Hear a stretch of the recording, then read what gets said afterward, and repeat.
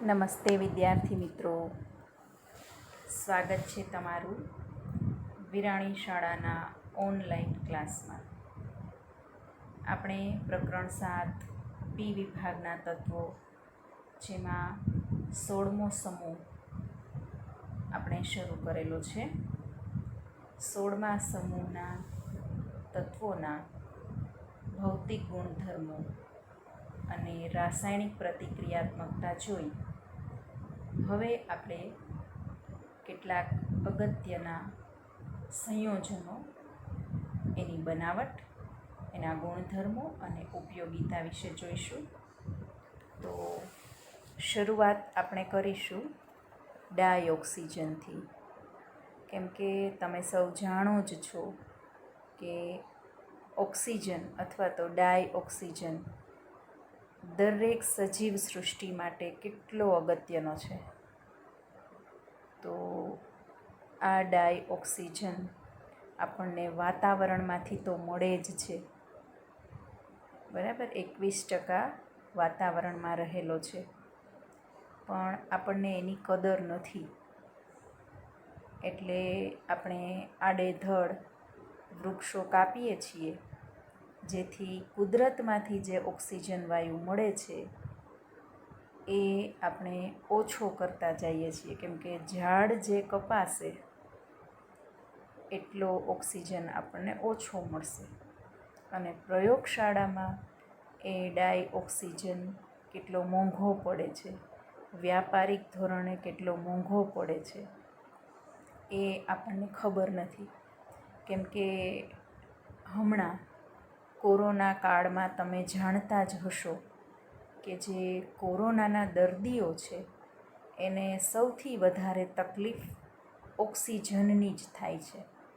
Oxygen level ખૂટે છે અને પરિણામે એ લોકોને ઓક્સિજન ઉપર જ રાખવા પડે છે. તો હમણાં જ સમાચારમાં વાંચેલું હતું કે આ ઓક્સિજન જે છે એ એટલો મોંઘો પડે છે અને આપણી જરૂરિયાત વધી ગઈ છે. આપણા દેશમાં જે ઓક્સિજનના પ્લાન્ટ છે એમાં ઓક્સિજનની જે જરૂરિયાત એના પ્રમાણમાં ઓક્સિજન બનતો નથી. તો આ થઈ આપણી રૂટીન જે વાત છે એ. હવે આપણે ભણવાની વાત ઉપર આવીએ. તો ડાયઓક્સિજનની બનાવટ પ્રયોગશાળામાં કેવી રીતે કરવામાં આવે છે એની રીતો આપણે જોઈએ. પ્રથમ જે છે એ ઓક્સિજનયુક્ત ક્ષારો, એટલે કે જેમાં ઓક્સિજન હોય એવા ક્ષારો કયા કયા? તો ક્લોરેટ હોઈ શકે છે, નાઇટ્રેટ હોઈ શકે છે, પરમેંગેનેટ હોઈ શકે છે. એવા સંયોજનોને ગરમ કરવાથી આપણને ઓક્સિજન વાયુ પ્રાપ્ત થઈ શકે છે. ઉદાહરણ તમને આપેલું છે પોટેશિયમ ક્લોરેટનું. એવી જ રીતે પોટેશિયમ પરમેંગેનેટનું પણ આવી શકે, બરાબર. પોટેશિયમ પરમેંગેનેટ એટલે કે KMnO4, એને ગરમ કરો તો એમાંથી પોટેશિયમ મેંગેનેટ મળશે, મેંગેનીઝ ડાયોક્સાઇડ મળશે અને ઓક્સિજન વાયુ મળશે. આની પ્રક્રિયા લખજો, હું તમને બોલી. પોટેશિયમ પરમેંગેનેટને ગરમ કરવાથી પોટેશિયમ મેંગેનેટ, મેંગેનીઝ ડાયોક્સાઇડ અને ઓક્સિજન વાયુ મળે છે. જાતે પ્રક્રિયા લખવાનો પ્રયત્ન કરજો. ત્યારબાદ બીજી રીત છે કે ધાતુઓના ઓક્સાઇડ સંયોજનો તથા કેટલીક ધાતુઓના ઉચ્ચતર ઓક્સાઇડ. ઉચ્ચતર ઓક્સાઇડ એટલે કે જેમાં ઓક્સાઇડ જે છે ઓક્સિજનનું પ્રમાણ વધારે હોય. દાખલા તરીકે આપણે મોનોક્સાઇડ કહીએ છીએ, ડાયોક્સાઇડ કહીએ, ટ્રાયોક્સાઇડ, બરાબર. તો એ ટ્રાયોક્સાઇડ, ટેટ્રોક્સાઇડ એ બધા ઉચ્ચતર ઓક્સાઇડ કહેવાય. તો એનું ગરમીથી વિઘટન કરીને પણ ઓક્સિજન મેળવી શકાય છે. દાખલા તરીકે silver oxide, mercury oxide, lead oxide, બરાબર. આ બધા જે છે એના ઉષ્મીય વિઘટન દ્વારા પણ ઓક્સિજન મળી શકે છે. બીજું છે કે હાઇડ્રોજન પેરોક્સાઇડ. પેરોક્સાઇડ એટલે પર ઓક્સાઇડ, પર એટલે વધુ, બરાબર. હાઇડ્રોજન ઓક્સાઇડ તો પાણી કહીએ છીએ, હાઇડ્રોજન પેરોક્સાઇડ જેમાં એક ઓક્સિજન વધુ છે એટલે એને પેરોક્સાઇડ કહે છે.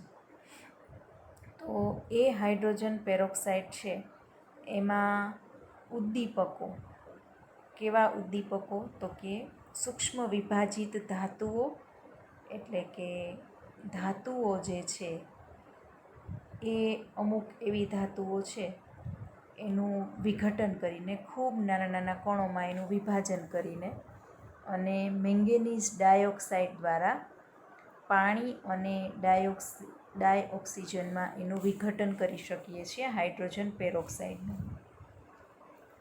અને મોટા પાયે બનાવવો હોય તો પાણી અથવા તો હવામાંથી બનાવી શકાય છે. પાણી જે છે એનું વિદ્યુત વિભાજન કરીએ તો કેથોડ પર હાઇડ્રોજન અને એનોડ ઉપર ઓક્સિજન મુક્ત થાય છે. અને વ્યાપારિક ધોરણે, ઔદ્યોગિક રીતે તો હવામાં આપણને ખ્યાલ છે નાઇટ્રોજન પણ હોય, ઓક્સિજન હોય, કાર્બન ડાયોક્સાઇડ હોય, ભેજ હોય. તો આ જે હવા જે છે એમાંથી પહેલાં કાર્બન ડાયોક્સાઇડ અને પાણીની વરાળ દૂર કરી અને ઓક્સિજન મેળવી શકીએ છીએ. અને ત્યારબાદ જે બાકી રહેલા વાયુઓ છે એને પણ પ્રવાહીમાં ફેરવી અને આપણે વિભાગીય નિસ્યંદન કરીએ તો ડાયનાઇટ્રોજન અને ડાયઓક્સિજન મળે છે. આપણે અગાઉ જ હમણાં ડાયનાઇટ્રોજન વખતે જોયું. તો આ તમને પ્રયોગશાળામાં રીતો પૂછાય તો 3 રીત તમને આપેલી છે, અને ઔદ્યોગિક રીતે પૂછાય તો એ પણ તમે લખી શકો છો. ત્યારબાદ એના ગુણધર્મો જોઈએ તો રંગવિહીન અને વાસવિહીન વાયુ છે. 293 કેલ્વિન તાપમાને એની પાણીમાં દ્રાવ્યતા એટલે કે 100 સેન્ટીમીટર ક્યુબ પાણીમાં 3.08 સેન્ટીમીટર ક્યુબ સુધી હોય છે. આટલી જે દ્રાવ્યતા છે એ દરિયાઈ જીવો અને પાણીમાં રહેતા જે જીવો છે, સજીવો, વનસ્પતિ હોય કે પછી પ્રાણીઓ હોય, એના માટે એની દ્રાવ્યતા એ પૂરતી છે. 90 કેલ્વિન તાપમાને એ પ્રવાહીકરણ પામે છે અને 55 કેલ્વિન તાપમાને તે ઠરે છે, એટલે કે એનું ઠાર બિંદુ.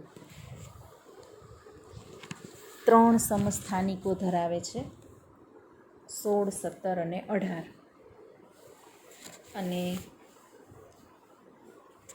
ઓક્સિજન જે છે એ અનુચુંબકીય ગુણધર્મ ધરાવે છે, જે આપણે આવી ગયું ધોરણ 11માં. કેવી રીતે એ અનુચુંબકીય છે એ તમે VSEPR સિદ્ધાંતવાળો જે પાઠ છે એમાં જોઈ શકો છો. ત્યારબાદ કેટલીક ધાતુઓ છે એની સાથે એ પ્રક્રિયા કરે છે, સિવાય કે નિષ્ક્રિય જે છે એ વાયુઓ અને સોનું અને પ્લેટિનમ જેવી ધાતુઓ સિવાય બધી જ ધાતુ અધાતુ સાથે પ્રક્રિયા કરી શકે છે. અને ઓક્સાઇડ છે, ડાયોક્સાઇડ, પેરોક્સાઇડ, બરાબર, સુપર ઓક્સાઇડ, એ બધું એ બનાવે છે. અને જ્યારે એ અન્ય તત્વો સાથે જોડાય છે ત્યારે હંમેશા એ ઉષ્માક્ષેપક હોય છે. શા માટે? તો મોટા ભાગે જ્યારે એ અન્ય તત્વો સાથે જોડાશે ત્યારે એને આપણે દહન પ્રક્રિયા કહીએ છીએ, કેમ કે દહન પ્રક્રિયા ઓક્સિજન માટે જરૂરી હોય છે. એટલે ઉષ્મા મુક્ત થાય એટલે ઉષ્માક્ષેપક કહીએ છીએ. અને આ પ્રક્રિયાને શરૂ થવા માટે ક્યારેક બહારની ગરમીની પણ જરૂર પડે છે, કારણ કે જે ઓક્સિજનની વિયોજન એન્થાલ્પી છે, આપણને ખ્યાલ છે ઓક્સિજન વચ્ચે ડબલ બોન્ડ છે, એક સિગ્મા અને એક પાઈ બંધ. તો એ તોડવા માટે એની જે વિયોજન એન્થાલ્પી ઊંચી છે, એટલે એ બહારની ગરમી પણ આપણે આપવી પડે, બહારથી ઉષ્મા આપવી પડે છે. ત્યારબાદ એના રાસાયણિક ગુણધર્મો જોઈએ તો ધાતુઓ, અધાતુઓ અને અન્ય સંયોજનો સાથે એ જોડાય અને જુદા જુદા સંયોજનો આપે છે, જે પ્રક્રિયાઓ ખૂબ અગત્યની છે. બરાબર. પ્રક્રિયા 5-5 વાર લખજો. બધા કોઈ પ્રક્રિયા 5 વાર લખતા નથી. હોમવર્ક બતાવો છો તો જે આટલું મેં સમજાવેલું હોય એ બધું એક વાર લખી નાખો છો. અમુક સ્ટુડન્ટ્સ કરે છે 5 વાર, બાકી 5 વાર પ્રક્રિયા લખશો અને નીચે નામ લખવાના છે. દાખલા તરીકે કેલ્શિયમ પ્લસ ઓક્સિજન, તો કેલ્શિયમ ઓક્સાઇડ, તો નીચે લખવાનું કેલ્શિયમ ઓક્સાઇડ, તો આપણને આવડશે. એલ્યુમિનિયમ ઓક્સાઇડ, ફોસ્ફરસ ડેકોક્સાઇડ, બરાબર, ઝિંક ઓક્સાઇડ, તો આ જે છે એ તમારે નામ લખવા પડે. ત્યારબાદ કેટલાક સંયોજનો જે છે એનું ઉદ્દીપકીય ઓક્સિડેશન થાય છે. દાખલા તરીકે સલ્ફર ડાયોક્સાઇડ છે, તો એમાંથી સલ્ફર ટ્રાયોક્સાઇડ, તો એમાં વેનેડિયમ પેન્ટોક્સાઇડ. આ પ્રશ્ન મોસ્ટ ઇમ્પોર્ટન્ટ છે. ઉદ્દીપકો ખાસ યાદ રાખવાના છે તમારે. 5મા પાઠમાં તમારે આવી ગયા છે ઉદ્દીપકો. ત્યારબાદ હાઇડ્રોક્લોરિક એસિડ જે છે એમાંથી ક્લોરિન વાયુનું ઉત્પાદન, તો CuCl2 ઉદ્દીપક. તો આ રીતે આ એના રાસાયણિક ગુણધર્મો, ઉપયોગો આપણને ખ્યાલ જ છે. શ્વસન અને દહન પ્રક્રિયા માટે, વેલ્ડિંગમાં, તો એ ઉપયોગો તમે વાંચી લેજો. ત્યારબાદ આપણે જોઈએ સાદા ઓક્સાઇડ સંયોજનો.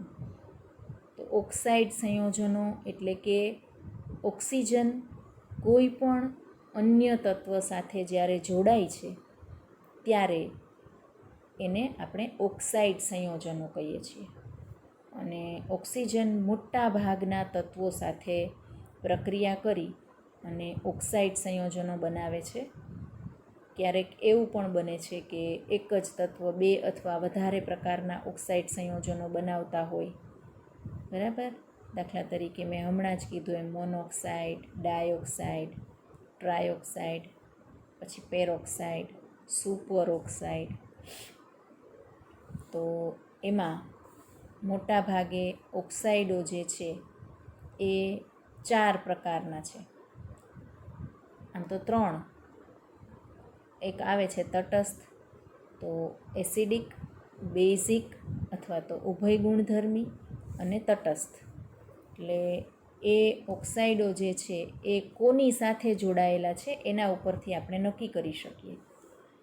તો મોટા ભાગે જે અધાતુ સાથે જોડાયેલો હશે ઓક્સિજન, તો એ ઓક્સાઇડને એસિડિક ઓક્સાઇડ કહેવામાં આવે છે. અધાતુ સાથે જોડાઈને એ બનાવે છે. દાખલા તરીકે સલ્ફર, બરાબર, ક્લોરિન. તો એ બધા અધાતુ સાથે જોડાયેલા ઓક્સિજનને અને ઓક્સાઇડ જે સંયોજનો છે એને એસિડિક ઓક્સાઇડ કહેવામાં આવે છે.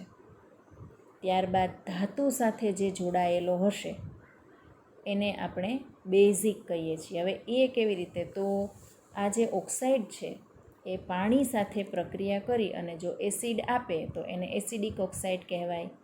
પાણી સાથે પ્રક્રિયા કરી અને બેઝ આપે તો બેઝિક ઓક્સાઇડ કહેવાય. તો મોટા ભાગની ધાતુઓ જે છે એના ઓક્સાઇડ બેઝિક હશે, અધાતુના ઓક્સાઇડ એસિડિક હશે અને ઉભય ગુણધર્મી પણ છે. કયો ઉભય ગુણધર્મી? તો એલ્યુમિના, બરાબર, Al2O3, તો એ ઉભય ગુણધર્મી છે. તો આ રીતે આ પ્રમાણે તમે આ પ્રશ્ન લખી શકો છો. અગત્યનો છે. 3 પાર્ટ પાડી અને એસિડિક, બેઝિક, ઉભય ગુણધર્મી, પછી સાદા ઓક્સાઇડ સંયોજનોની સાથે સાથે મિશ્રિત ઓક્સાઇડ પણ આવે છે. મિશ્રિત એટલે કયા? Pb3O4. તો એ એક જ ઓક્સાઇડ સંયોજન નથી, એમાં 2 ઓક્સાઇડ જોડાયેલા છે. કયા? તો 2PbO અને PbO2, બરાબર. પ્લમ્બિક ઓક્સાઇડ અથવા તો પ્લમ્બિક એસિડ એવું પણ એને કહેવામાં આવે છે. ત્યારબાદ Fe3O4. તો Fe3O4 છે એમાં પણ 2 ઓક્સાઇડ છે, FeO અને Fe2O3. તો આ રીતે આ ઓક્સાઇડ સંયોજનો છે એને મિશ્રિત ઓક્સાઇડ કહેવામાં આવે છે. એટલે ફરીવાર આપણે જોઈએ કે અધાતુના ઓક્સાઇડ જે છે એ હંમેશા એસિડિક હશે, કેમ કે પાણી સાથે એ એસિડ બનાવે છે. અને ધાતુના જે ઓક્સાઇડ જે છે એ હંમેશા બેઝિક હશે. ત્યારબાદ મેં કીધું એમ અમુક જે છે એ ડ્યુઅલ નેચર ધરાવે છે, એટલે કે દ્વૈત વર્તણૂક કહેવાય. બે ડબલ ઢોલકી જેને કહીએ ને, એસિડિક અને બેઝિક બંને, તો એને કહેવાય ઉભયધર્મી. તો એમાં છે એ Al2O3. આ પ્રક્રિયા પણ ખાસ પૂછાય છે એલ્યુમિનાની. એલ્યુમિનિયમ ઓક્સાઇડ અથવા તો એલ્યુમિના પણ કહેવામાં આવે છે. HCl સાથેની પ્રક્રિયા અને NaOH સાથેની પ્રક્રિયા, તો એમાં એ સંકીર્ણ બનાવે છે. એ ખાસ આ પ્રક્રિયા મોસ્ટ ઇમ્પોર્ટન્ટ છે. અને કેટલાક ઓક્સાઇડ સંયોજનો છે એ એસિડિક પણ હોતા નથી અને બેઝિક પણ હોતા નથી, તો એને આપણે કહીએ છીએ તટસ્થ ઓક્સાઇડ સંયોજનો. તો એમાં આવશે કાર્બન મોનોક્સાઇડ, નાઇટ્રોજન ઓક્સાઇડ, બરાબર, નાઇટ્રસ ઓક્સાઇડ, આ બધા છે એ તટસ્થ ઓક્સાઇડ સંયોજનો છે. તો આ રીતે તમે 4 પાર્ટ પાડી અને લખી શકો છો. ઓક્સાઇડ સંયોજનો વિશે તમને પૂછાય 3 માર્ક્સમાં, તો આપણે આ રીતે લખી શકીએ છીએ.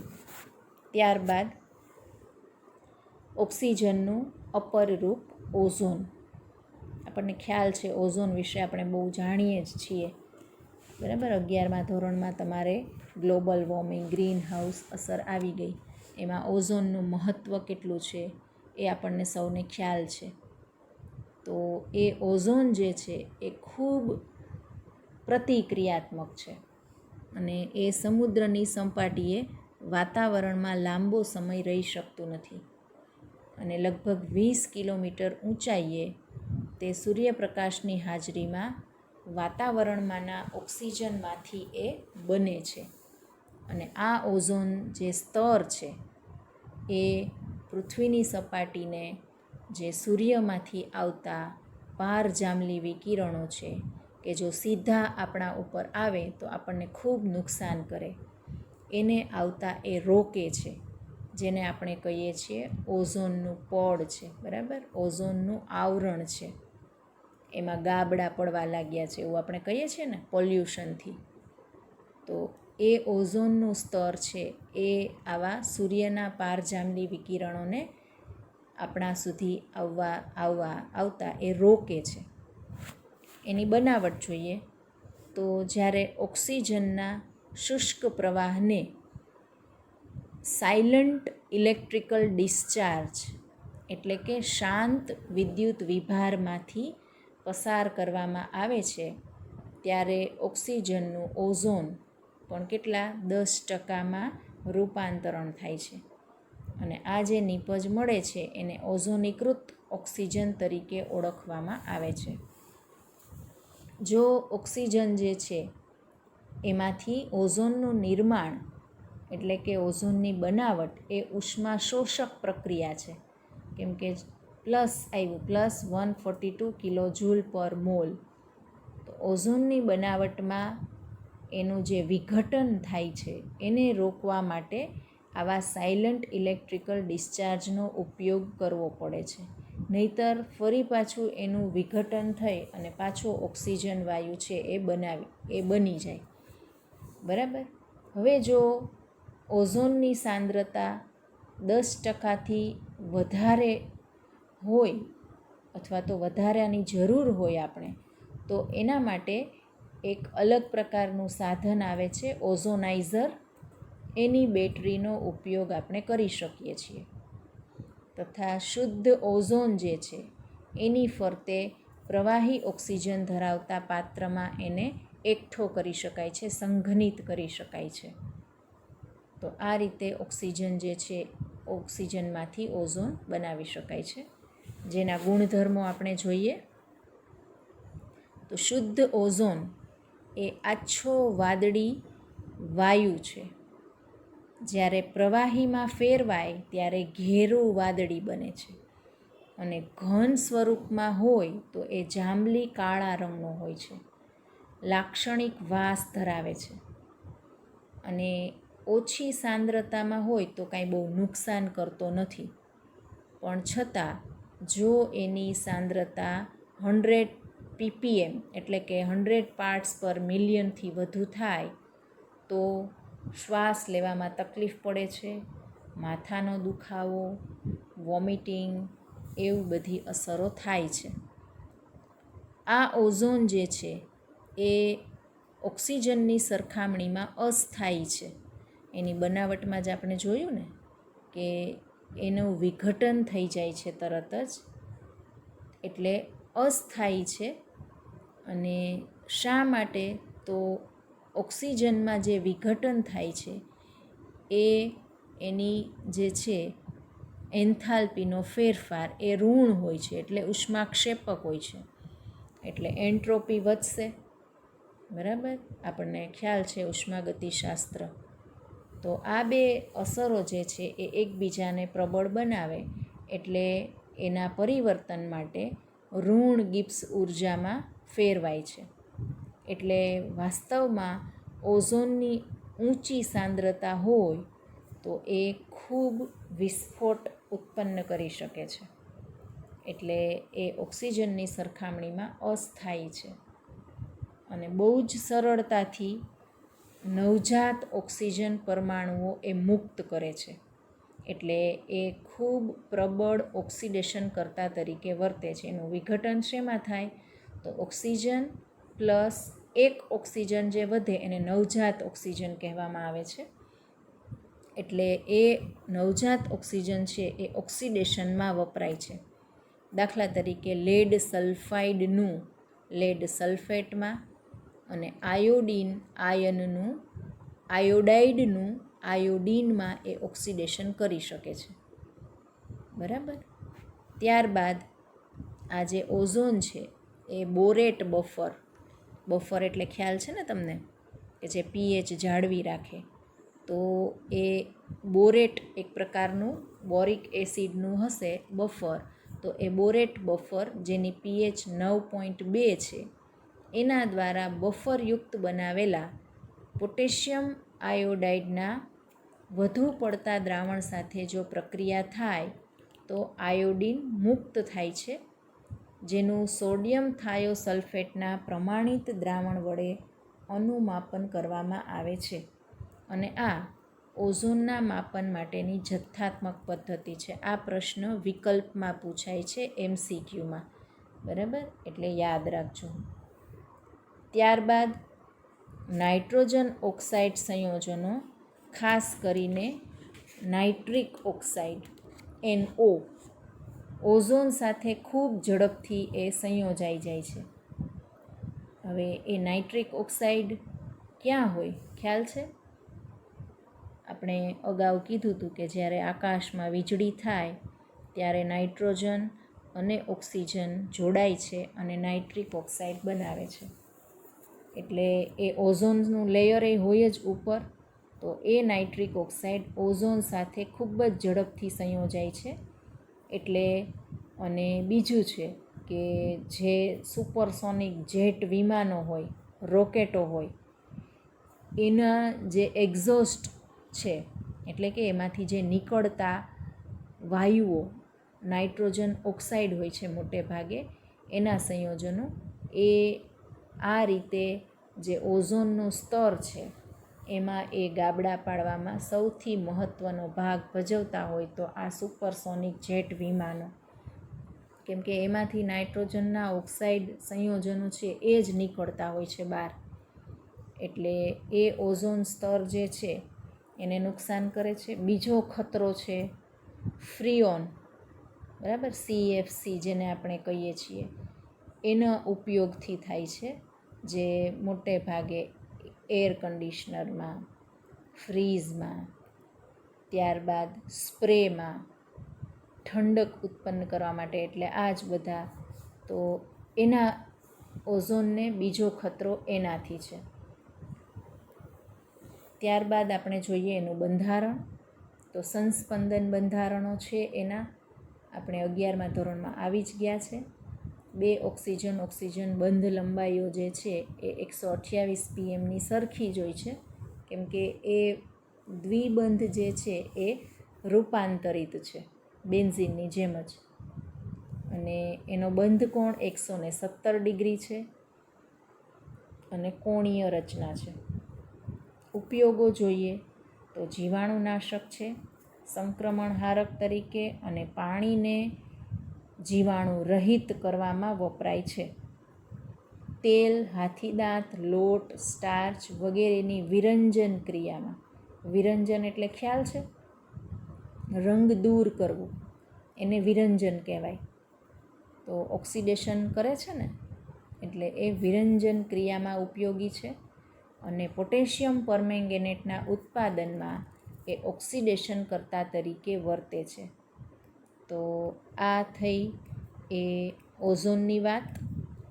ઓઝોનની બનાવટ અથવા તો ઓઝોનના ગુણધર્મો પૂછાઈ શકે છે, અને ઓક્સિજનની બનાવટ, ઓક્સિજનના ગુણધર્મો, અને ત્યારબાદ સાદા ઓક્સાઇડ સંયોજનો. આ 3 પ્રશ્નો જે છે એ તમારે વર્ણન 3 વાર અને પ્રક્રિયા છે એ 5 વાર લખવાની છે.